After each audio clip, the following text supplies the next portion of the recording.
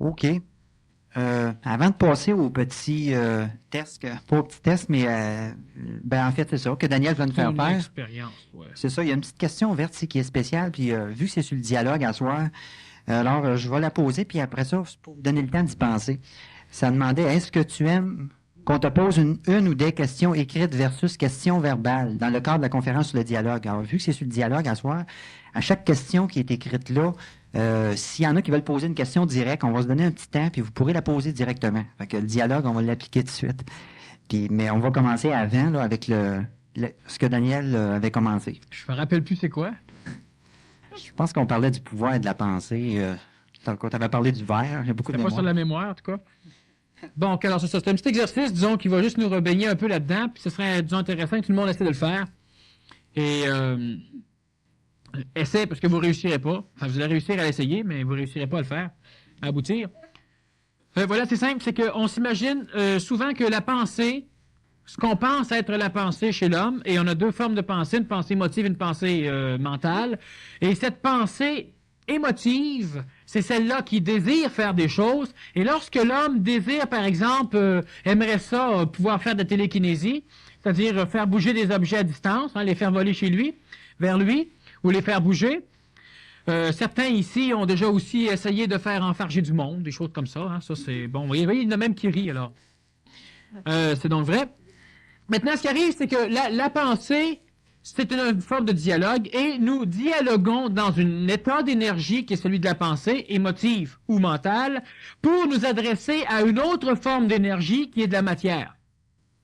Et évidemment, les processus qui permettent à une forme d'énergie d'entrer en communication, donc en dialogue, pour manipuler ou pour être manipulé, nécessitent évidemment une harmonie ou une espèce de résonance vibratoire. Ce qui n'est pas le cas dans la pensée émotive de l'homme, celle qui désire, et dans la matière qui devrait être mobilisée. Sachons simplement que la matière elle-même peut être mobilisée par un degré assez puissant d'énergie vitale. L'énergie vitale, c'est l'énergie qui vous tient en vie. C'est l'énergie aussi qu'on peut employer pour, disons, faire des guérisons magnétiques. C'est l'énergie qui est reconnue sous deux appellations, yin-yang dans l'acupuncture. Et c'est, enfin, l'énergie vitale, disons que c'est un peu cela. Et on peut bouger des objets à distance en contrôlant notre énergie vitale et non pas par le pouvoir de la pensée. La pensée n'a de pouvoir que dans la pensée. Et c'est déjà un pouvoir extraordinaire, c'est-à-dire que nous pouvons, par exemple, régler les problèmes de pensée par la pensée. Évidemment, on a différents mécanismes de la pensée. L'expression de la peur, c'est une expression qui est, disons, de notre pensée psychologique, pensée émotive, et qui, elle, par résonance vibratoire avec le bas astral, c'est-à-dire la psychologie qui résonne plus bassement, où là, on va trouver la peur, qui est en dialogue, en relation, en harmonie presque correcte, presque parfaite avec l'énergie vitale. Et l'énergie vitale est en harmonie ou en relation avec l'énergie physique. Donc, notre peur psychologique va se répercuter dans une expression physique d'alerte tout à fait endocrinien. Si on prend la pensée pour faire bouger les objets, notre pensée, la pensée qui vous habite dans votre corps, n'est même pas suffisamment intelligente, disons, en harmonie avec votre corps pour pouvoir faire bouger votre corps. Et si l'homme bouge, ce n'est pas parce qu'il pense. D'ailleurs, on a des personnes qui ne pensent plus, qui ont des spasmes. Hein? Bon. Alors, l'expérience est simple, c'est juste pour vous démontrer qu'effectivement, par le pouvoir de votre pensée, vous n'êtes pas capable de faire bouger votre corps. Alors, l'expérience est extrêmement simple. Tout le monde, vous avez une table, je crois, à votre disposition. Alors, vous allez placer le bras droit, par exemple, sur le dessus de la table. Alors, on place son bras sur la table. Si on n'a pas de table, on le place sur ses genoux. On le relaxe complètement. Et tout cela n'est pas un mécanisme de la pensée, même si l'homme le pense. Je vais vous expliquer après pourquoi. Et maintenant, vous regardez votre bras et vous vous concentrez pour qu'il lève. Alors, on essaie de faire en sorte que notre bras se lève tout seul, il commence à flotter dans les airs. On veut que notre bras lève. Et c'est de la pensée pure. Vous vous concentrez pour que le bras lève. Et vous verrez, il ne lèvera pas. Et concentrez-vous tant que vous voudrez, le bras ne lèvera pas. Par contre, si vous voulez que votre bras lève, vous êtes obligé de le lever. Et c'est extrêmement subtil, mais il y a une maudite différence entre l'un et l'autre. Alors, soit que je lève le bras, soit que je me concentre par la pensée pour qu'il lève, mais il ne lèvera jamais. Par contre, lorsque je pense le lever et que je le lève, l'ego, c'est-à-dire la parcelle énergétique qui pense émotivement, qui s'identifie au corps et à tout l'homme au complet, s'imagine que c'est par son désir que le bras est levé. Disons qu'il y a plusieurs dialogues, plusieurs relations entre la pensée qui veut lever le bras et des mécanismes qui sont énergétiques mais en relation avec le corps qui permettent effectivement au bras de se lever. Mais vous pouvez aussi remarquer que la majorité des actes que vous faites avec votre corps ne sont jamais en relation avec votre pensée. Alors, un exemple, on peut programmer une personne pour qu'elle puisse conduire une automobile tout en pensant à d'autres choses. On peut vous lancer quelque chose et par un acte réflexe calculé, c'est-à-dire que votre bras va être capable de calculer la trajectoire sans que vous ayez y pensé. D'ailleurs, pensez-y, vous allez l'avoir dans le visage. Si vous y pensez ça, pensez pas, vous êtes capable d'attraper l'objet. Continuellement, l'homme agit corporellement, mais ce n'est pas relié à sa pensée. Sinon, il devrait continuellement penser à ce qu'il fait et évidemment, il serait carrément inefficace. Si nous prenons, par exemple, un exemple au niveau de l'ordre médical, si nous prenons la pulsation cardiaque d'une personne qui est dans une clinique ou dans un hôpital, nous pouvons avoir une idée. Évidemment, le praticien devrait savoir que la pulsation risque d'être légèrement de 2-3 battements à la minute plus haut que la normale. Mais ça, on s'en fout, ça dénote rien. Si nous prenons la tension artérielle, normalement, elle est un peu plus élevée, parce que la personne est un petit peu angoissée. Et si nous prenons le décompte de sa respiration à la minute, nous devons le faire à son insu. Pourquoi? Parce qu'automatiquement, elle n'y pense pas, mais la respiration s'accélère. Donc, on a plusieurs processus chez l'homme qui sont des processus qui vont être au niveau de la pensée, au niveau d'une certaine forme subtile de pensée psychologique et au niveau d'une expression, donc, ce n'est pas de la pensée, c'est-à-dire que ce n'est pas dans la conscience de l'homme, une expression de cette psychologie astrale par l'intermédiaire du corps physique qui peut, par l'intermédiaire du système vital et du système endocrinien, faire bouger le corps. Alors, je ne veux pas trop rentrer dans ces détails, mais dans la conscience de l'homme, ce qui est pensé, donc ce qui est à l'état de conscience, ce qui est su par l'homme, par une entité énergétique de lui-même, ne peut pas faire bouger des choses. Votre pensée est dans votre corps et elle n'arrive même pas à faire bouger votre corps. Par contre, votre corps bouge, même si votre pensée n'est pas en accord avec ce que le corps fait. Les réflexes, vous allez aux toilettes, vous n'y pensez pas, vous avez quand même un sphincter qui se relâche et un deuxième qui bloque, disons, l'urine, ce qui vous donne l'impression que vous avez envie d'uriner. Ce n'est pas des mécanismes de la pensée. On a immensément de mécanismes qui sont, disons, dirigés par soit notre cervelet, soit notre bulbe rachidien, au niveau de notre cerveau, qui n'ont rien à voir avec la pensée, qui peuvent de temps en temps être contrôlés non pas par la pensée, par contre par un mécanisme qui, lui, peut être en harmonie avec la pensée. Donc, l'homme qui veut par la pensée bouger un objet doit par la pensée contrôler un mécanisme en lui qui, lui, peut contrôler les objets aussi facilement à l'extérieur que dans le corps. Maintenant, on a un dialogue plus facile avec notre pensée et l'énergie qui manipule notre corps qu'avec l'énergie vitale qui manipule l'extérieur. De ce fait, l'homme peut bouger son corps, mais difficilement à l'extérieur. Un autre mécanisme, disons, il y a plusieurs mécanismes, disons, je ne passerai pas trop je ne persévérerai pas là-dessus. Enfin bref, passons, étant donné que on finira la conférence juste sur des critères, disons, énergétiques et médicaux, et on s'éloignera un petit peu du dialogue.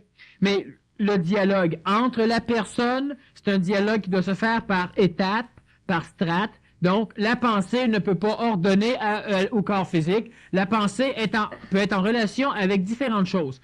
Mais, soit dit en passant, la pensée de l'homme, votre pensée, ne peut à peu près pas entrer en dialogue avec des énergies extérieures à l'homme, avec des énergies supramentales, avec des énergies divines, comme avec des énergies corporelles ou planétaires.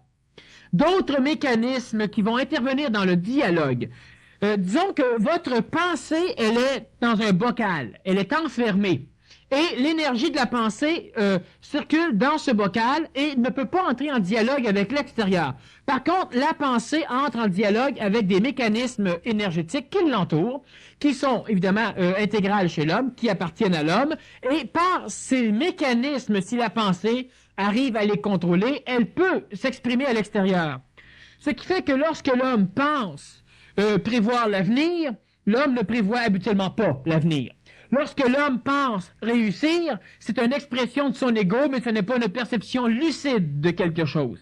lorsque l'homme sait, et là c'est quelque chose d'extrêmement subtil, disons, qui peut être difficilement compris, mais la pensée de l'homme, elle est dans un œuf. Et autour de cette pensée égoïque, autour de tout cela, il y a des formes d'énergie qui permettent l'expression de l'œuf, mais une expression qui sera colorée par l'évolution, c'est-à-dire par le raffinement des mécanismes qui permettent le dialogue entre l'œuf, la pensée et l'extérieur ou le corps. Donc, par ma pensée, je veux prendre un verre et je souffre d'une certaine maladie, donc je dois y aller d'une façon assez brute pour pouvoir prendre le verre. Normalement, la personne qui pense vouloir se délecter, disons, boire, elle a une pensée dans l'œuf, elle a autour un paquet de phénomènes énergétiques, psychologiques ou astrales qui viennent énergiser la pensée. Donc, la personne n'a pas pensé qu'elle avait soif, elle a soudain le goût que c'est entré qu'elle aimerait boire. Et ça, c'est différent de la pensée chez l'homme. Et normalement, ces mécanismes sont intimement reliés, mais lorsque l'homme veut contrôler sa pensée, l'homme contrôle quelque chose qui n'a pas de contrôle sur rien d'autre. Alors, lorsque l'homme contrôle son émotion, alors je veux contrôler par la pensée mon cœur et accélérer mon rythme cardiaque. Mais il faut que je fasse longtemps et je n'arriverai pas à l'accélérer. Sauf si je me mets en colère parce que ça marche pas, là, il va se mettre à accélérer tout seul. Et là, je me dis, bon, ça marche pas. C'est que la pensée a fini par tellement canaliser d'énergie que dans la psychologie qui n'est pas reliée à la pensée propre, mais qui est reliée à l'expérience de l'homme, il y a à un moment donné des mécanismes qui, eux, sont en relation avec un système endocrinien et qui, eux, peuvent contrôler le cœur. Donc, si présentement, vous vous imaginez que vous avez peur, si vous suscitez la peur en vous et vous pensez des choses qui vous font peur, lentement, vous allez commencer à sentir l'énergie de la peur et votre cœur va accélérer. Alors, l'homme peut contrôler son cœur, mais l'homme doit passer par les voies qui sont en relation avec le cœur. Il y a d'autres mécanismes qui permettent d'accélérer ou de ralentir le cœur. Ce sont des mécanismes qui, par des voies, disons, hypothalamiques, vont, par l'intermédiaire encore des émotions, contrôler ce genre d'organisme. Mais seulement par la pensée, ce dialogue est vain. Ah, mais j'étais voir quelqu'un, je pensais réussir, mais tu pensais, mais ça n'a aucun rapport avec la réalité, la pensée, disons, qui continue dans l'œuvre de l'homme. Et c'est très subtil. Je vais d'ailleurs, disons, revenir sur ce genre pour pousser plus en approfondi ce sujet dans des conférences prochaines, mais la pensée de l'homme, votre pensée claire, la pensée elle-même, qui est colorée par l'émotion, colorée par l'énergie supramentale, colorée par l'énergie mentale, il y a quelque chose en vous, à un moment donné, qui veut faire des choses et qui n'arrive jamais à s'exprimer, mais qui est toujours manipulé, qui est toujours coloré. Et par l'intermédiaire de ce qui nous colore, nous pouvons manipuler. Alors, disons que c'est important dans le dialogue de voir la différence entre cette œuf de pensée qui, par exemple, veut me faire bouger des choses. Mon désir, ma psychologie, elle peut contrôler, et elle veut contrôler ce que j'appelle la pensée, ce qui est l'identification suprême, l'homme, la pensée. L'homme pense donc il est. En réalité, l'homme pense donc il n'est plus dans la réalité des faits. Il croit être. Mais ce qui fait que dans l'œuf dans lequel vous vous identifiez, la pensée n'a pas de contrôle sur l'extérieur. Et on pense qu'en canalisant, en concentrant cette pensée, on a un résultat. C'est en connaissant les mécanismes qui sont reliés à la pensée et en travaillant sur ces mécanismes qui, par, disons, résonance de mécanisme en mécanisme, par dialogue, on aura un résultat dans la matière. Vous voulez vous guérir? Pensez à être en santé, vous allez toujours être aussi malade. Par contre, vous voulez vous guérir d'une maladie et il y a un mécanisme, un travail qui doit être fait, qui peut être une programmation.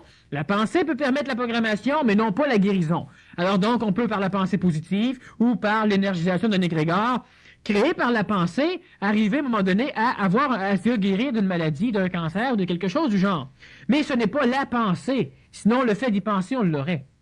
Comme la pensée télépathique. On a des télépathies physiques, des télépathies vitales, mais on a rarement des télépathies au niveau de la pensée. La personne pense la même chose que vous en même temps. Donc, vous n'avez pas eu besoin d'y penser pour qu'elle y pense. C'est en même temps. Il y a une communication qui se fait dans un autre niveau, et on parle de la pensée. La pensée, c'est un synonyme d'ego.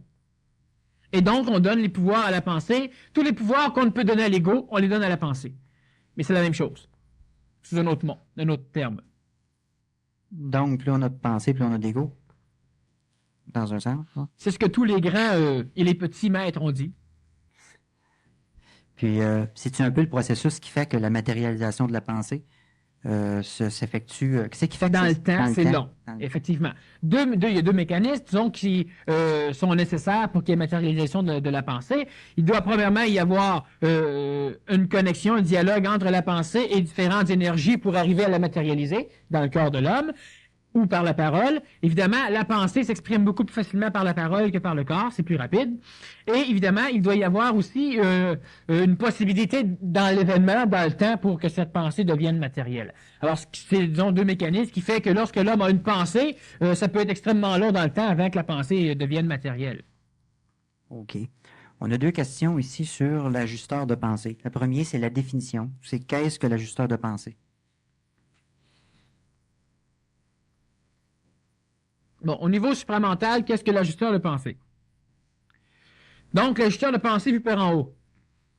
Alors, l'ajusteur de pensée vu par en bas, vu par l'homme, cela peut représenter une espèce d'ange gardien, une espèce de catalyseur melchisédien. Cela peut représenter différentes formes d'énergie qui viendraient s'assujettir à l'homme, se connecter à l'homme, pour filtrer, c'est-à-dire pour faire office de diaphragme, de façon à ce que l'énergie supérieure, trop énergisée, trop électrisée, ne vienne pas bousiller, brûler l'homme. Donc, cela, ça fait comme un diaphragme vu par rapport à l'homme, qui laisse rentrer un peu ou un peu plus d'énergie selon ce que l'homme peut recevoir.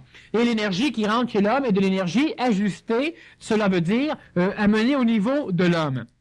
Donc, la majorité des êtres humains sont en relation avec un ajusteur de pensée et avec une énergie supramentale qui s'exprime chez eux sous forme mentale ou sous forme astrale, dépendant de la possibilité, disons, énergétique de la personne qui est en relation. Vu par l'énergie supramentale, donc vu de haut, l'ajusteur de pensée peut être difficilement perceptible ou compris par l'homme. Parce que l'homme le voit à partir de ses propres principes, de ses propres expériences, de son vocabulaire, de l'énergie qu'il place sur chacun des mots, et il décrit l'ajusteur de pensée, et c'est de cette façon qu'on l'a souvent décrit aussi. Cela est donc facile, c'est imagé, mais c'est plus facilement comprenable par l'homme. L'ajusteur de pensée au niveau supramental, c'est une forme d'énergie qui est créée par l'énergie supramentale lorsque cette énergie devient colorée par l'énergie mentale de la personne avec laquelle le supramental essaie d'entrer en relation.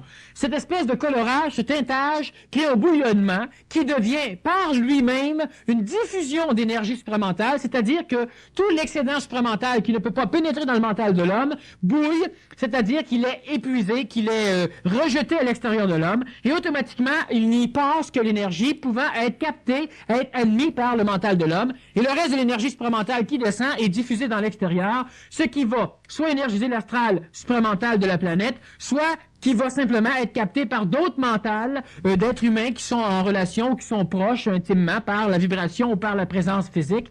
Et donc, l'ajusteur de pensée n'est en fait que une espèce de bouillonnement, un résultat de contre-attaque du mental sur l'énergie supramentale.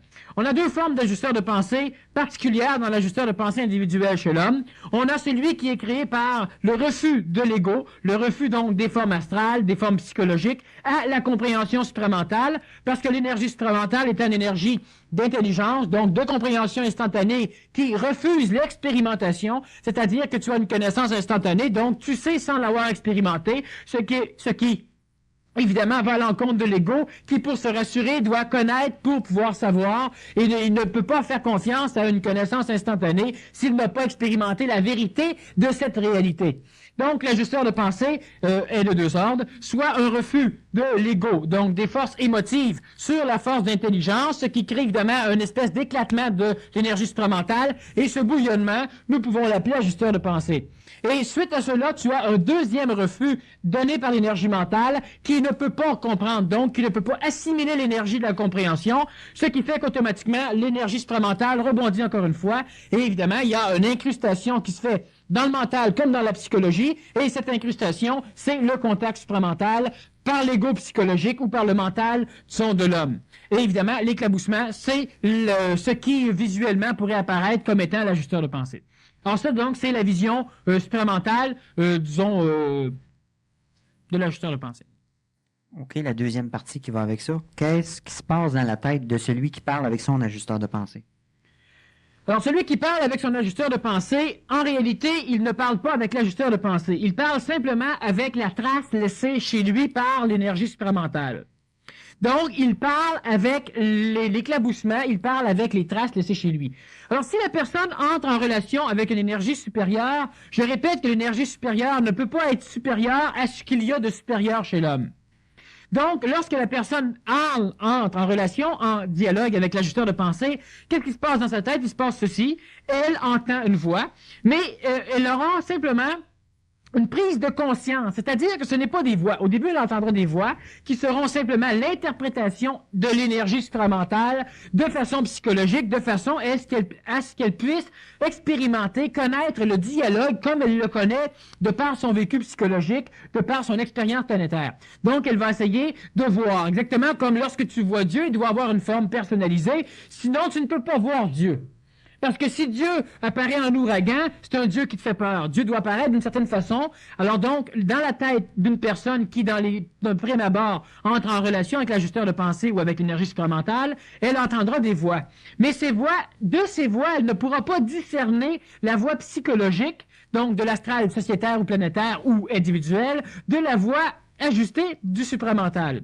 Donc, elle devra développer le discernement et par là, pour développer le discernement, elle devra parler. C'est-à-dire qu'elle devra communiquer ses énergies, émotives ou supramentales, de façon à pouvoir les entendre et à pouvoir les analyser mentalement. Ce qui, disons, est le rôle du dialogue au niveau supramental, ce qui va développer, évidemment, les capacités d'entrer en contact avec l'ajusteur de pensée. Maintenant, qu'est-ce qui se passe lorsque l'ajusteur parle et qu'il n'y a plus, que l'homme psychologique n'a plus besoin de retracer, de recréer un dialogue conventionnel pour pouvoir penser qu'il dialogue avec l'ajusteur de pensée?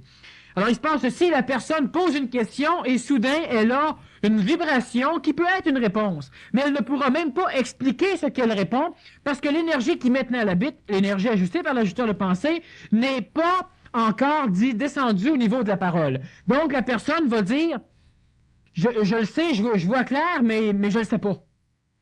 Alors ça, c'est un contact tout à fait typique de l'ajusteur de pensée ou de l'énergie supramentale. Alors, la personne, elle le sait, tout d'un coup, elle voit clair, cela disparaît, elle sait qu'elle a vu, elle a de la misère, elle devra faire un travail, un effort si elle veut communiquer ce qu'elle a dit. Et un peu plus loin, évidemment, nous faisons ça globalement, un peu plus loin, la personne pourra, lorsqu'elle a un contact supramental, donc un contact avec l'ajusteur de pensée, elle pourra communiquer verbalement et immédiatement ce contact.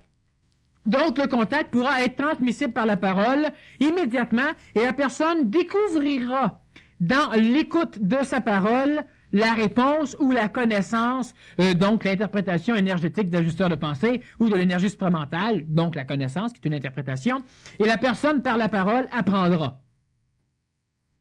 Et plus loin, disons que là, c'est déjà suffisamment loin, c'est ce qui va se passer dans la tête d'une personne qui est en contact avec l'ajusteur de pensée. Ce sont, disons, les trois formes de...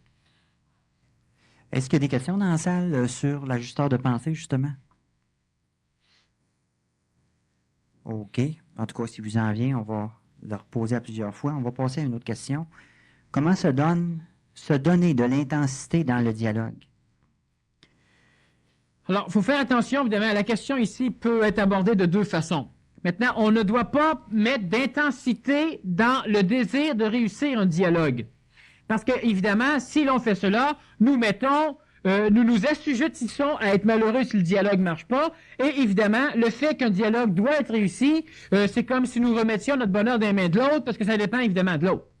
Ça dépend de nous et de l'autre. Donc, si nous sommes bien prêts à réussir un dialogue et que l'autre n'y est pas, nous allons souffrir. Donc, on ne doit pas mettre d'intensité dans un dialogue.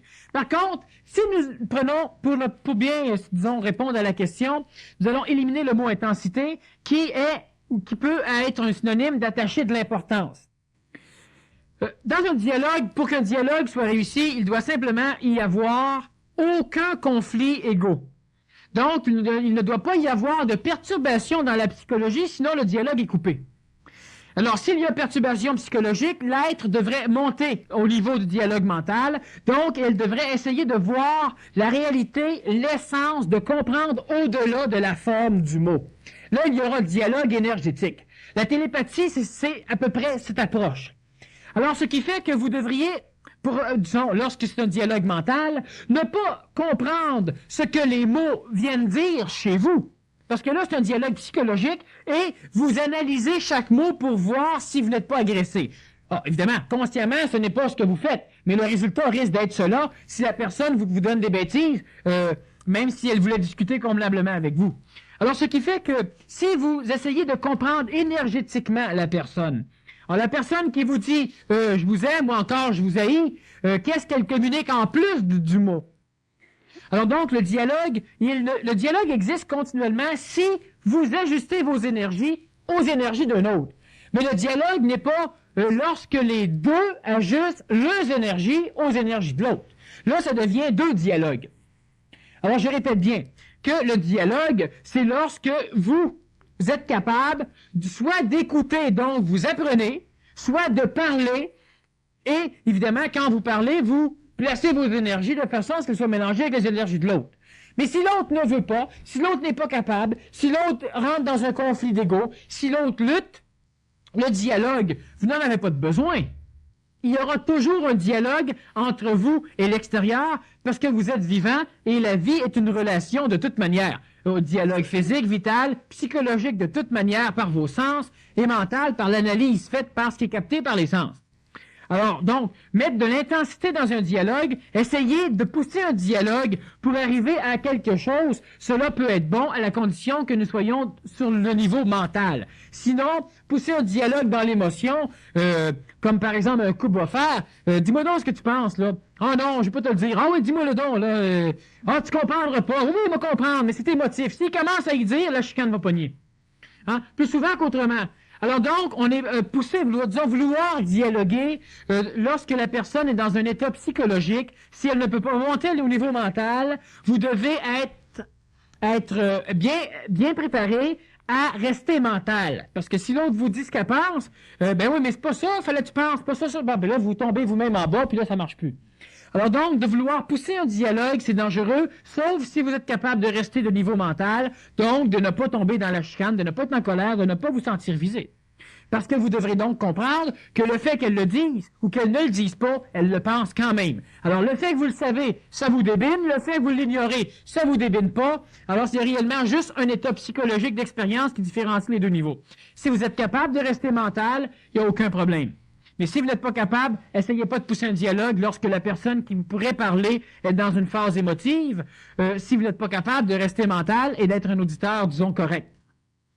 Alors donc, mettre de l'intensité dans un dialogue, il faut s'entendre avec ce qu'on veut dire. Si c'est pour régler un problème et qu'on est capable de le faire mentalement, comme deux personnes d'affaires, par exemple, cela peut aller, mais pas attacher d'importance au dialogue.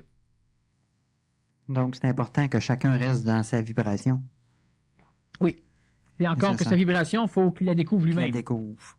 C'est pas juste la vibration de l'émotion, pas juste la vibration du mental, ça, c'est adapté, évidemment, aux situations et aux événements. OK.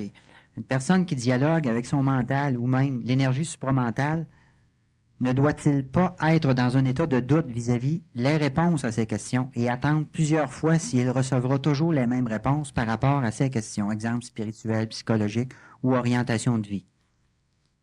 Alors, c'est tout à l'heure ce que, disons, j'ai dit lorsque la personne qui n'a pas le discernement se doit simplement de toujours analyser les réponses en parole qui viennent chez lui de façon à ce qu'elle-même ne soit pas manipulée par une forme quelconque d'énergie, alors que ce soit astrale ou supramentale. Vu qu'elle ne peut pas le discerner, elle peut donc faire des choses qui paraissent brillantes, intelligentes, parce qu'elle se dit reliée au supramental, mais si elle les analyserait, elle verrait que ce n'est pas évidemment intelligent dans l'événement ou, disons, dans lequel elle veut les appliquer. La personne va être capable... La personne, c'est ça, c'est compliqué. D'ailleurs, c'est pas compliqué, c'est simple et facile. Lorsque la personne arrive à discerner entre l'astral et le supramental, elle n'a plus besoin de discernement. Donc, on recherche le discernement pour ne plus en avoir besoin. De toute façon, c'est la même chose pour n'importe quelle technique ou n'importe quelle recherche humaine. Alors donc, vous devez discerner, mais lorsque vous êtes rendu à la phase où vous discernez l'énergie supramentale de l'énergie astrale, c'est que vous êtes dans une énergie facilement reliable au supramental. Donc, vous n'avez plus besoin de discernement, étant donné que nous passons à la troisième phase de ce qui se passe dans la tête d'une personne. Vous avez une conscience. Alors donc, vous posez une question et en même temps, mais avant même que la question soit finie d'être posée, on a l'énergie de la réponse. Et on n'a plus besoin de discernement là.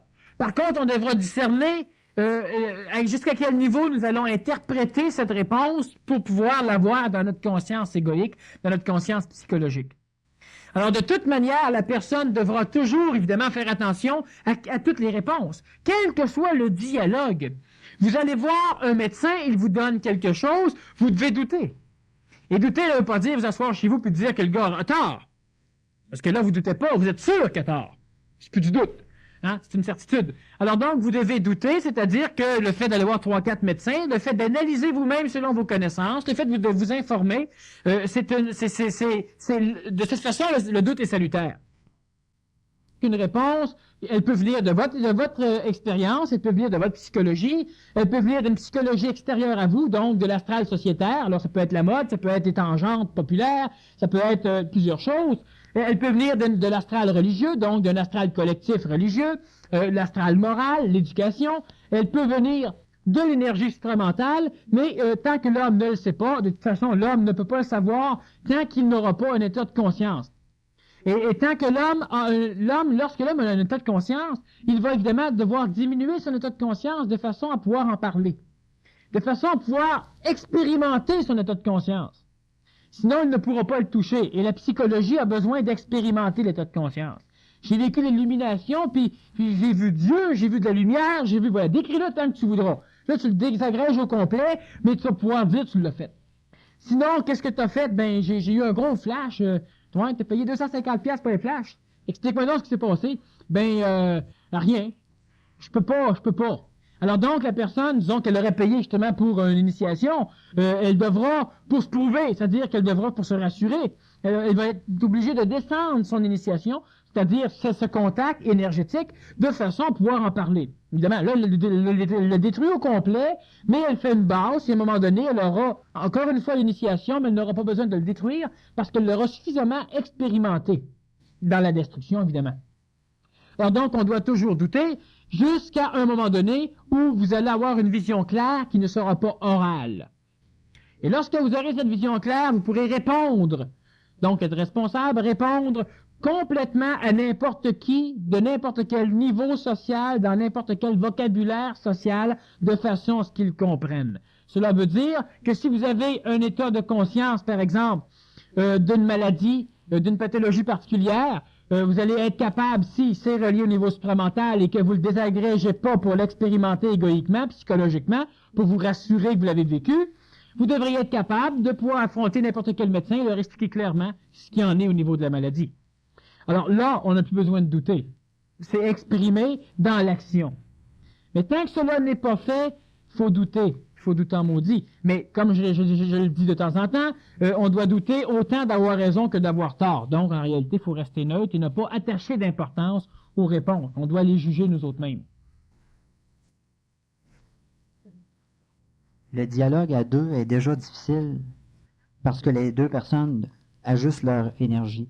Mais que dire du dialogue entre plusieurs personnes, 3 ou 4, etc.? Alors, c'est, disons, prouvé que lorsque dans les compagnies, lorsque nous voulons, par exemple, faire une réunion pour discuter de certains points, moins il y a de monde, plus c'est rapide, plus c'est efficace. Hein? Alors, c'est évident que dans un dialogue à deux, les complications vont naître seulement si le dialogue se fait au niveau psychologique. Et lorsque on fait un dialogue au niveau mental, alors même si on est 25 à être mental, on ne perdra jamais de temps sur des futilités. On n'aura pas besoin de prouver, on va étudier. Alors j'amène mon point de vue, tout le monde analyse, tout le monde le trouve pas bon. Moi j'analyse avec, on me donne les points de vue pour que j'arrive à la même idée, mais je ne suis pas toujours en train d'essayer d'y aller par feeling puis des choses dans le genre pour prouver que mon idée est bonne. Alors donc, évidemment, si on est au niveau mental, le dialogue à plusieurs, il n'y a aucun problème. Si on est au niveau psychologique, et l'homme est souvent entre les deux dans des dialogues d'affaires, autant psychologique que mental, alors évidemment, le problème est extrêmement compliqué. De toute façon, la personne doit commencer par dialoguer chez elle, avec elle, premièrement, avec ses différents plans, dont évidemment le plan de l'ajusteur de pensée. Elle doit dialoguer chez elle. Et lorsqu'elle entre dans un dialogue avec l'extérieur, elle doit surtout essayer de l'aborder au niveau mental. Et s'il n'y a pas de danger de l'aborder au niveau psychologique, évidemment, la personne peut donc descendre au niveau psychologique et l'aborder, ce qui va lui permettre d'aimer une fleur, de parler à un enfant, ou de parler à son mari ou à sa femme d'une façon émotive. parce que cela est bon. Sauf que c'est dans ce genre de dialogue qu'on a des problèmes et des souffrances. Donc, on doit non pas l'aborder avec une peur, parce que c'est déjà un dialogue psychologique, évidemment, si on l'aborde avec une peur, l'aborder avec la connaissance, en connaissance de cause, et lorsque cela peut être bon pour notre énergie, on peut faire un dialogue psychologique, émotif. On peut rire, on peut s'amuser, on peut coller quelqu'un, bon. Mais lorsque cela peut diminuer notre énergie, donc nous rendre malheureux, c'est beaucoup préférable de monter au niveau mental. Évidemment, lorsque la personne a commencé à être désagrégée dans le malheur, ne parle pas du mental, il est presque trop tard. Parce que son niveau psychologique est tellement bas, l'énergie mentale, elle la perd. Elle ne peut plus rentrer dans une étape mentale, donc elle ne pourra pas comprendre. Pour qu'elle comprenne, on devra l'encourager, la dynamiser, lui remonter le moral, donc on remonte lentement le palier d'énergie psychologique, jusqu'à temps qu'il atteigne le palier mental, et après ça, on va lui expliquer ce qui se passe en essayant de faire attention pour la faire tomber de suite. Puis plus elle va comprendre, plus qu'on est capable d'y donner des explications jusqu'à temps qu'elle comprenne clairement. Alors donc, dans le dialogue, la personne doit commencer par se dialoguer avec elle-même, avec ses propres phénomènes, ses propres misères, ses propres problèmes. Lorsqu'une personne dialogue avec elle et qu'elle dit « Pourquoi ça m'arrive à moi? » Elle dialogue pas, elle broye. Elle n'aura pas de réponse. Mais si la personne se pose la question « Pourquoi ça m'arrive à moi? » Parce que là, elle broye, là, elle se plaint, là. Elle exclut l'humanité, elle est toute seule sur la Terre, toute seule sur la planète, puis il y a rien qu'à elle, ça y arrive. Bon. Mais si la personne, elle essaie de se poser une question, pourquoi j'ai des dettes? Alors, pas à cause que la société est pourrite, c'est pas une réponse, parce que tu es dans la société et tu es dedans. Alors, il y en a qui sont riches dans la société pourrite, il y en a qui sont pauvres dans la société pourrite. Alors, soit qu'il y a de la pourriture toi-même, ou ben non, il y a quelque chose qui se passe, mais c'est pas à cause de ça. Quelle que soit la situation, si tu es mal pris, c'est parce que tu agis mal dans la situation. Alors, si tu te poses la question, non pas pour broyer, donc, au niveau réel, tu dialogues. Alors, pourquoi j'ai des dettes? Bon, parce que je dépense trop, c'est une question. C'est pas une réponse, c'est une question que tu te poses quand tu dis ça. Parce que je dépense pas assez, non, ça doit pas être ça. Tu y vas, tu poses des questions et tu continues. Mais si tu es dans une phase tellement endettée que tu as peur, tu es déjà dilapidé, tu as de la misère à réfléchir, tu es paralysé, bien évidemment, là, tu as besoin d'une ressource extérieure qui va t'encourager, qui va remonter ton niveau d'énergie psychologique pour que tu arrives à une phase de niveau mental, puis là, après ça, il va essayer de te faire expliquer, puis à un moment donné, là, ça te tente de poser des questions. Sauf que la majorité des psychologues ont une tendance, ou des psychiatres ont une tendance, il y a tous les thérapeutes au niveau de la psychologie, même médicale, ont une tendance à te remonter le moral, puis après ça, s'organiser pour que tu restes attaché aux autres. Ils sont rares ceux qui veulent t'énergiser suffisamment pour que tu n'aies plus besoin de la pilule ou du conseil ou de l'énergie du psychologue ou du psychiatre ou du thérapeute. Mais normalement, ce qui devrait arriver, c'est qu'on donne des conseils, puis après ça, on laisse aller. D'ailleurs, même les parents, même les amis, vous allez voir quelqu'un qui va vous donner vous lui demander un conseil, il vous le donne, ça marche, puis il est toujours en train de vous suivre, continuer à vous conseiller. Alors, normalement, on devrait abandonner à un moment donné, que la personne s'arrange tout seul. Alors, donc, on doit développer le dialogue chez soi pour commencer, et il faut faire attention pour s'adresser aux bonnes énergies, donc on se met pas à broyer quand ça va mal, on se met pas à maudire l'univers, les étoiles vont continuer à tourner pareil, puis les fleurs continuent à pousser, puis il se passe rien de plus. Alors, même si t'en écrases, puis tu tapes sur ton char, ça change rien pareil. Et puis, tu dois donc essayer de poser une question mentale claire, dénudée d'émotions quand tu la poses. Et là, tu risques, à un moment donné, d'avoir des réponses. Les réponses te viennent par ton expérience, donc de toi, ou de d'autres formes d'énergie qui vont finir par pouvoir pénétrer chez toi. C'est à toi de les analyser, évidemment. Tu ne dois pas faire confiance. Est-ce qu'il reste, Tapsi, des questions dans la salle? On voit mal, mais je pense qu'il n'y en a pas. OK. C'est simple pour nous tester la question sur la feuille verte. Mais il y en a un autre pour nous tester ici, là, qui n'est pas du même domaine. On a déjà parlé de un ou deux apôtres, Saint Jean, Lazare, etc. Peux-tu parler des autres et ont-ils un rôle présentement? Bon, effectivement, c'est pas tout à fait dans le sujet. On a déjà parlé de un ou deux apôtres, Saint Jean, Lazare. Encore que Saint Jean n'a pas parlé beaucoup, fait moi non, Raphaël peut-être, Lazare un peu. Parler des autres apôtres. Alors voilà, c'est que si on parle des autres apôtres, il faut évidemment faire attention à ce qu'on veut entendre de ces apôtres et à ce qu'on est prêt à entendre. Le Nazaréen n'a évidemment pas transmis, disons, son message par l'intermédiaire de 12 apôtres. Ils étaient plusieurs centaines d'apôtres, dont évidemment un certain groupe était plus près de lui. Il y en avait 63 et évidemment il y a eu, disons, au niveau de ceux qui ont écrit des évangiles, il y en a eu 12. De ces évangélistes, on a exclu certains évangiles, c'est-à-dire qu'on en a exclu 8, et on en a gardé 4. Et de ces évangiles apocryphes, on en connaît, disons, présentement quelques-uns, comme l'évangile de Thomas, puis on a certains autres évangiles. Les apôtres ont eu plusieurs fonctions. Évidemment, les apôtres n'étaient pas tous des pêcheurs de poissons. D'ailleurs, on l'a un peu, disons, dans les quelques évangiles de la Bible. Et la première Bible, le premier évangile a été écrit en l'an 93 après la disparition du Nazaréen, c'est-à-dire presque 120 années après la naissance du Nazaréen. Et on a pris ce temps pour pouvoir éliminer certains évangiles et transformer les évangiles qu'on a fini par, disons, canoniser, accepter. Et on a fait le Nouveau Testament à partir de là. Les autres apôtres, évidemment, ont eu plusieurs rôles.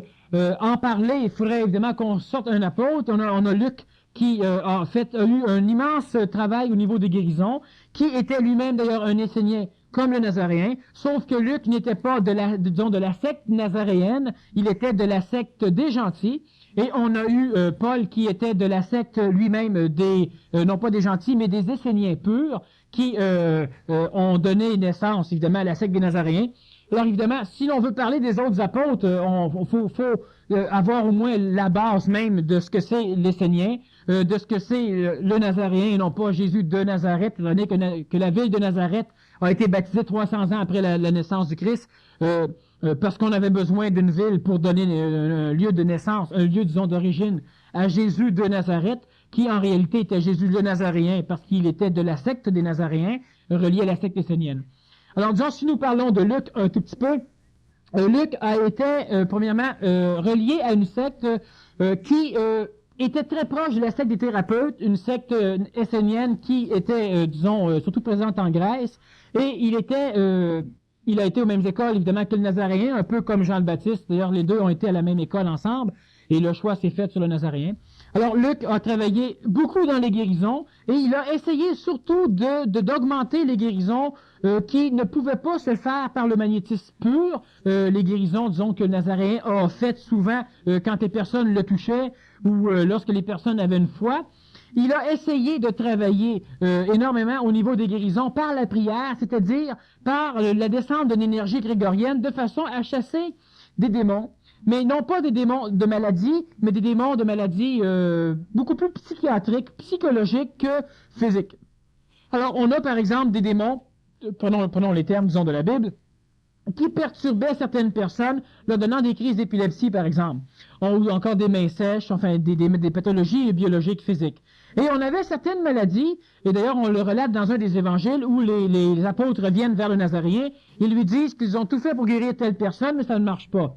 Alors là, le Nazaréen leur répond, oui, mais cette maladie ne se guérit pas comme vous le faites, elle ne se guérit que par la prière.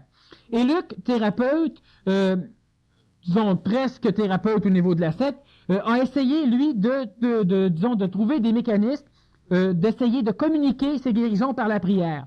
C'est-à-dire que la prière, c'est simplement lorsque tu as suffisamment de personnes qui énergisent un égrégore dans l'astral, donc tu crées une religion ou une espèce de réservoir, une religion de cure, et lorsque tu pries, comme quand tu exorcises quelqu'un, tu appelles ces énergies à toi, et ce qui fait que ces énergies, étant dans un plan vibratoire particulier, augmentent, transforment l'énergie de la personne atteinte, et la personne se voit guérie.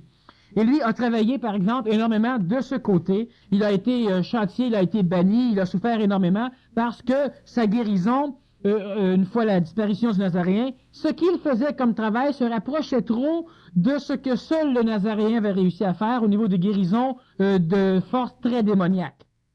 Alors, il a été, disons, il a souffert énormément, disons, on l'a fait souffrir simplement parce qu'on disait de lui qu'il tentait d'imiter et de remplacer le Nazaréen.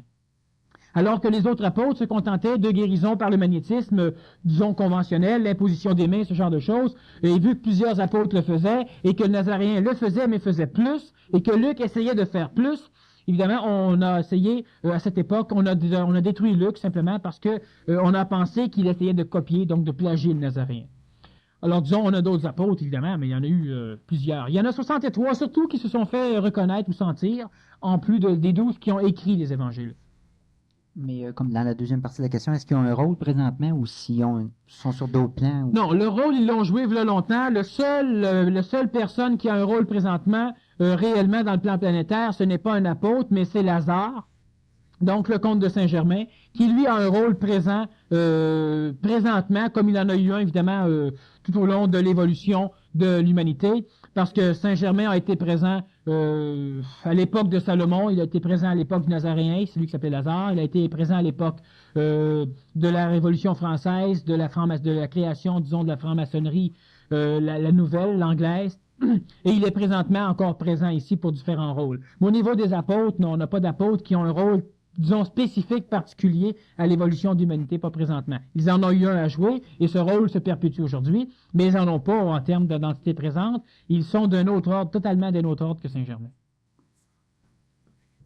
OK. Une autre question qui est d'un autre ordre. Est-ce qu'un arbre peut être une antenne pour recueillir pour l'homme l'énergie tellurique qu'il a besoin? Oui, évidemment. L'arbre, comme une personne qui est malade peut, par exemple, toucher un arbre et rester suffisamment en contact, en dialogue, donc, avec l'arbre, avec l'énergie vitale, donc l'énergie tellurique, et l'énergie solaire, vu que c'est un arbre, dépendant si elle choisit le soir, la nuit, le jour ou le matin, et cette personne peut arriver à des guérisons. On a eu, par exemple, des cures qui ont été faites par Mesmer, qui était l'un des premiers à écrire sur la guérison par le magnétisme, et lui était un rusé, fiefé rusé, oui. Il attachait une immense corde faite en lin après un arbre, il plaçait une vingtaine de chaises, il assoyait tous ses patients sur les chaises, il leur donnait la corde, il disait « Tenez ça, puis moi je repasserai quand vous allez être guéri. » Alors il s'en allait, et puis il collectait, il s'en allait, et lorsqu'il revenait 3-4 heures après, ben, les clients qui étaient restés là se sentaient effectivement mieux. Alors évidemment, on a commencé à dire qu'il y avait un symptôme psychologique dans cet état. On a effectivement un symptôme psychologique, évidemment, de la croyance, mais le symptôme psychologique au niveau de la guérison par le magnétisme fait simplement, d'ailleurs comme n'importe quel truc psychologique, jette à terre les barrières qui t'empêchent de guérir. Et si tu as à guérir, si tu as l'énergie pour guérir ou le médicament ou les soins, là tu vas guérir. Mais, alors donc, les personnes qui touchaient cette corde de lin, qui est attachée après un arbre, après un certain nombre de temps, guérissaient. Mais évidemment, ils choisissaient toujours un immense arbre, selon le nombre de personnes, parce que sinon, c'est l'arbre qui va devenir malade, et puis la maladie va se communiquer d'une personne à l'autre. Et c'est d'ailleurs le mécanisme qui fait que plusieurs guérisseurs par le magnétisme meurent des maladies qui ont le plus souvent guéri, parce qu'effectivement, il y a un échange, il y a un dialogue très fructueux, mais le magnétiseur ne connaît pas tous les mécanismes, donc, du magnétisme. Alors, on peut, dans la nature, dans la forêt, si on est nu-pied ou si on n'a pas de souliers, disons, isolants, bénéficier déjà de ces énergies. Maintenant, évidemment, il faut faire la différence entre des maladies yin, des maladies yang, des maladies de perturbation, des maladies de manque d'énergie. Or, il y a tellement de maladies que cela peut aider. On a une autre forme d'énergie magnétisante, qui est l'énergie de synthèse, une énergie non yin, non yang, mais qui est émise par l'homme et qui, elle, hors la connaissance. Donc, sans connaître la pathologie ou la médecine, le magnétiseur peut guérir n'importe quelle maladie sans connaître quoi que ce soit. Ce qui est différent pour l'acupuncteur qui doit connaître les questions, par exemple, d'organes mères, d'organes fils, d'organes bon, etc., les échanges qu'on va avoir entre ceux-là, les plénitudes, les manques, l'énergie yin, yang, les méridiens, les points d'acupuncture, etc., et disons de la médecine ordinaire qui offre certains médicaments qui vont transformer l'énergie vitale de la personne, comme par exemple, si on prend un médicament très connu, l'aspirine. L'aspirine a des effets anticoagulants qui sont chimiques, il a des effets liquéfiants sanguins, donc qui sont chimiques aussi, mais il y a des effets calmants qui vont éliminer certaines douleurs, qui ne sont pas explicables scientifiquement. Maintenant, l'aspirine, entre autres, a une forme énergétique qui est sa forme chimique, qui, transmise au corps, transforme, donc améliore l'énergie corporelle. Chimiquement, évidemment, c'est un acide, c'est de l'acide acétylsalicylique, donc on a des brûlements d'estomac, mais qui améliore quand même l'énergie corporelle, ce qui amène des guérisons. Et c'est la même chose que si une personne magnétisait simplement pour arriver à une guérison. Alors, effectivement, se coller à un arbre ou enfin s'approcher de la nature, c'est un très bon moyen de capter de l'énergie tellurique, mais pour l'arbre, évidemment, c'est la nuit surtout qu'on doit toucher un arbre, si on veut capter de l'énergie tellurique, de l'énergie yin. Et le jour, c'est de l'énergie yang. Par contre, quand c'est couvert, on a plus d'énergie yin que yang, mais disons que le soir, c'est plus yin que yang, parce que le jour, c'est plus yang que yin.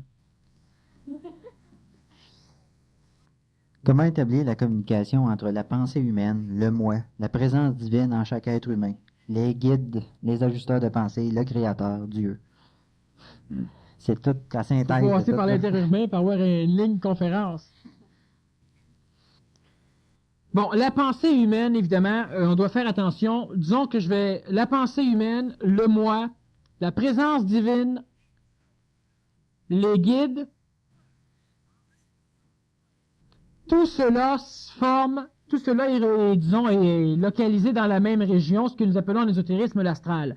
Donc, déjà là, comment entrer en communication avec la pensée humaine et le moi, c'est la même chose, mais de temps en temps, il faut bien remarquer que qu'est-ce qui différencie surtout le contact dans le dialogue, c'est simplement l'identification, là où elle se place. Alors, si je m'identifie bien gros dans ma forme physique, tu me parles de mon corps physique, il faut que tu fasses attention. Si je m'identifie bien gros dans ma pensée, dans mes calculs savants, dans mes inventions, et évidemment, l'homme, quand il rentre dans un dialogue, il s'identifie à pas grand-chose. Mais lorsque le dialogue commence, il tend à s'identifier à ce qui est important dans le dialogue, pour pouvoir défendre son point de vue.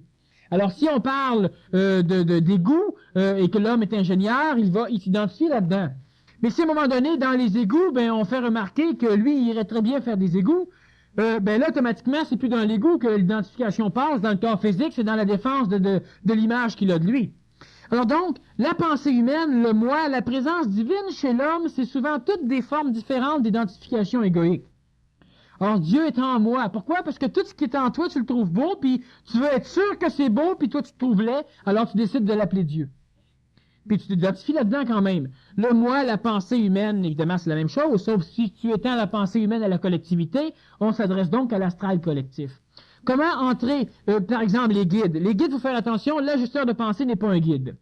Les guides de lumière, c'est autre chose. On a plusieurs formes de guides spirituels, des maîtres qui viennent nous voir, mais c'est d'un autre ordre que l'ajusteur de pensée. Et cela encore fait partie de l'astral, donc de la psychologie de l'homme. L'homme, tout ce qu'il doit faire pour entrer, disons, pour observer ces choses, pour qu'il y ait un dialogue entre ces différentes localisations d'identification, il doit simplement observer. Mais étant donné que la pensée humaine, le moi, les présences, la présence des guides, tout cela est dans la psychologie de l'homme, cela est une illusion réelle ou une réelle illusion, c'est-à-dire que c'est une interprétation d'une réalité. L'homme met un mot pour désigner quelque chose de plus gros que ce que c'est. Le dialogue doit surtout exister, non pas entre ce genre de choses, mais entre le mental et ce genre de choses. Donc, entre ce qui pourrait permettre à l'homme de pouvoir diagnostiquer ce qui se passe chez lui, ou de pouvoir voir ce qui se passe chez lui, de comprendre ce qui se passe chez lui et ce qui se passe chez lui. Et non pas d'avoir un dialogue, par exemple, entre la colère et la paix. Mais s'il y a un dialogue entre les deux, la colère va gagner, c'est officiel. Alors donc, où la paix va gagner, dépendant simplement de... si la personne est en colère et qu'elle veut dialoguer avec la paix, elle va avoir des gros problèmes. Elle devra donc avoir une colère contre la colère pour que la paix puisse s'installer. Mais elle ne sera pas en paix non plus, elle n'aura qu'une apparence de paix. Alors donc, entre tous ces mécanismes, le dialogue n'est pas important. Le dialogue ne peut pas être contrôlé non plus parce que le moi peut-il contrôler le dialogue avec la pensée humaine alors que le moi et la pensée humaine, c'est la même chose, s'identifie-toi deux.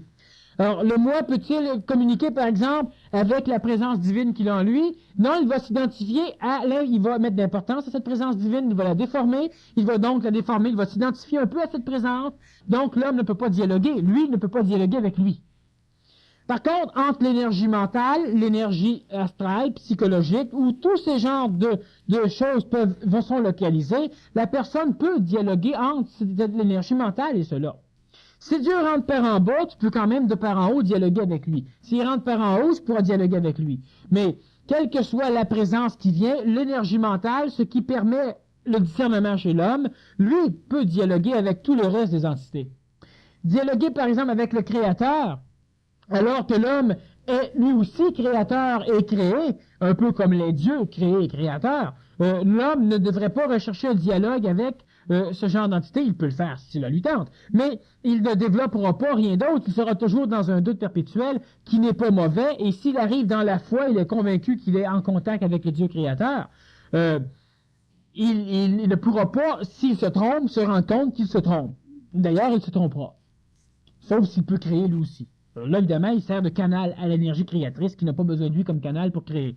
Alors donc, la personne doit surtout développer le dialogue entre l'énergie mentale et les autres corps, ou entre l'énergie psychologique et les autres corps.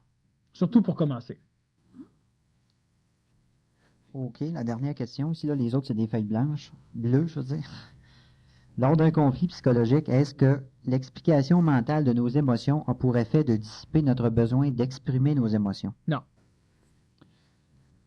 lorsque nous comprenons ce qui se passe chez nous, nous ne réglons pas le conflit. Nous pouvons prévenir le conflit la prochaine fois et surtout, nous nous énergisons suffisamment pour qu'à la longue, possiblement, que ce conflit n'apparaisse plus parce que nous l'aurons suffisamment compris pour pouvoir l'observer, en prendre conscience à l'instant même, au millième de seconde même où il va commencer à naître. Mais le fait de comprendre que, par exemple, nous avons peur parce que nous avons déjà vécu une expérience similaire et là, l'événement semble ressembler à ça, donc j'ai peur, ça ne règle pas la peur. Le fait de s'ennuyer, puis de se dire, je devrais pas m'ennuyer, je m'ennuie parce qu'il n'y a personne, ou en tout cas, d'essayer de trouver les mécanismes de l'ennui, ne règle pas l'ennui. Mais cela peut aider à un moment donné où cela peut permettre à l'être de se raisonner pour ne pas tomber dans une dépression. Donc, il y a des bons côtés à disons, à la découverte mentale ou intellectuelle du conflit psychologique, des mécanismes du conflit psychologique. Mais pour que réellement un conflit disparaisse dans l'instantanéité, la personne ne doit qu'observer le conflit. Donc, elle doit se dissocier du conflit. Se dissociant du conflit, elle place son identité, son identification dans l'observateur du conflit, et elle ne voit plus d'importance au conflit, et le conflit ne peut plus être énergisé, et le conflit disparaît instantanément. Sauf que moindrement que l'identité redescend dans la psychologie, donc que ce n'est plus, elle n'est plus localisée dans l'observateur, mais dans l'observé, donc dans la personne émotive qui vivait le conflit risque de revenir. Et ici, elle fait juste observer ce qui se passe en elle, encore une fois, et non pas observer si elle a raison d'être de même ou non, si sa colère est une colère juste ou une colère injuste. Une colère, ça détruit de toute façon celui qui est en colère. Évidemment, la personne qui n'est pas dans un état d'observation, qui ne peut pas s'observer, c'est préférable qu'elle exprime son émotion. Disons, c'est préférable qu'elle exprime, évidemment, ça dépend de l'événement. Si elle exprime un peu trop fort, elle peut en subir un karma. Hein? Si tu exprimes ta colère devant un juge, le juge va exprimer son ego devant toi. C'est lui qui a le pouvoir, fait qu'évidemment, tu payes pour. Alors donc, il y a des moments donnés où c'est préférable, disons, de la refouler que de la sortir, mais normalement, on devrait l'exprimer. D'ailleurs, l'homme l'exprime, mais au lieu d'exprimer les petites énergies bénignes qu'il a, parce qu'il ne peut pas, disons, les observer et voir s'ils sont intelligentes chez lui ou non, il les conserve en lui et à un moment donné, il les exprime toutes d'une claque, ce qui est dommageable. Ou encore, il les exprime d'une façon pathologique, c'est-à-dire que la vibration psychologique finit par perturber la vibration vitale, ce qui finit par développer une inharmonie physique et on a une maladie physique. Donc, lorsque la personne observe réellement, qu'elle ne juge pas, qu'elle ne condamne pas, elle sort, elle s'extirpe du conflit psychologique et son identité se place dans la conscience mentale. Et il n'y a plus d'importance dans l'événement émotif. Elle l'observe et elle trouve ça carrément stupide. Elle ne trouve même pas stupide, elle le voit disparaître. Le conflit disparaît. Mais le conflit n'est pas réglé ad vitam aeternam. C'est un mécanisme avec lequel elle devra vivre. Elle a une psychologie. Mais lorsque la personne comprend les mécanismes, elle aura à un moment donné la possibilité de finir par ne plus devoir observer la colère, et elle ne devra plus lutter contre la colère parce qu'elle ne sera plus jamais en colère. Par contre, elle sera suffisamment intelligente pour devoir imiter la colère lorsqu'elle aura besoin de communiquer la colère. Mais cela ne la troublera jamais parce qu'elle n'est pas en colère. Alors donc, tu ne luttes plus contre la colère, tu n'es plus en colère. Il n'y a plus d'émotion de colère parce qu'à l'instant où ça apparaît, tu observes et ça disparaît. Par contre, tu vois clairement ce qui se passe et tu peux être beaucoup plus efficace que le fait, évidemment, de lutter contre la colère. Soit dit en passant, lorsque nous devons lutter contre une émotion, nous créons un autre conflit en nous. Évidemment, si nous devons lutter pour éviter quelque chose de pire, c'est préférable de lutter et d'avoir un autre conflit, mais le fait de lutter contre une émotion, d'ailleurs, le fait de l'exprimer, il faut faire attention, le fait de l'exprimer, si on ne fait que l'exprimer d'une façon radicale et rapide, là, c'est bon. C'est bon tant que tu as ces conflits, évidemment. Ce n'est pas une raison de garder les conflits parce que tu les exprimes. Par contre, si tu l'exprimes de façon à l'énergiser, évidemment, là, la personne qui vient exprimer le fait que son mari lui fait du mal ou que sa femme le trompe, puis qu'il s'exprime comme ça à toutes les personnes qu'elle rencontre, elle l'exprime pas, elle énergise son conflit. Donc, elle tient à son conflit, puis elle profite de toutes les occasions qu'elle a pour pouvoir l'énergiser. Alors donc, si tu es en colère, ce n'est pas en criant après quelqu'un, ce serait, par exemple, en allant faire du jogging. Là, tu l'exprimerais. Ce serait en criant pour l'éliminer. Là, tu risques pas de l'énergiser, mais tu vas l'exprimer. Là, c'est pas dangereux. Alors, si tu as le goût de broyer parce que tu es triste, c'est préférable d'aller courir dehors. Tu vas peut-être broyer tout le long, tu vas courir, mais tu ne l'énergiseras pas. Parce que tout est transmué en autre forme d'énergie. Et lorsque tu as fini, tu es bien. Alors donc, il faut faire attention, il faut exprimer, mais pas nécessairement exprimer le conflit comme il aimerait être exprimé. Et si l'on observe le conflit, donc si on se place dans une conscience mentale, si on observe et que notre identité disparaît du conflit, le conflit disparaît aussi. Il peut y avoir de conflit. OK, c'est parfait. J'ai oublié une petite question dans le tas, là, mais on y Pose-la répond. vite parce que... Oui, en fait, c'était, on demandait ce que l'homme a 7 corps, peux-tu les nommer dans l'ordre? Alors, L'homme a 7 corps. Ben, l'homme n'a pas 7 corps. L'homme se représente 7 corps. Disons qu'on a le corps physique, le corps vital, le corps astral, le corps mental, le corps supramental, le corps bouddhique et le corps divin. Ce sont les 7 formes de corps que l'homme, l'ésotérique, a données. Présentement, l'homme a le corps physique, le corps vital, le corps astral, psychologique, le corps mental. Il n'a que ces 4 corps qui sont d'essence planétaire. Il y a 3 corps d'essence extraplanétaire. Et l'homme est en train lentement d'être assujetti ou de commencer à développer un nouveau corps, le corps supramental. Donc l'homme prochainement aura 5 corps.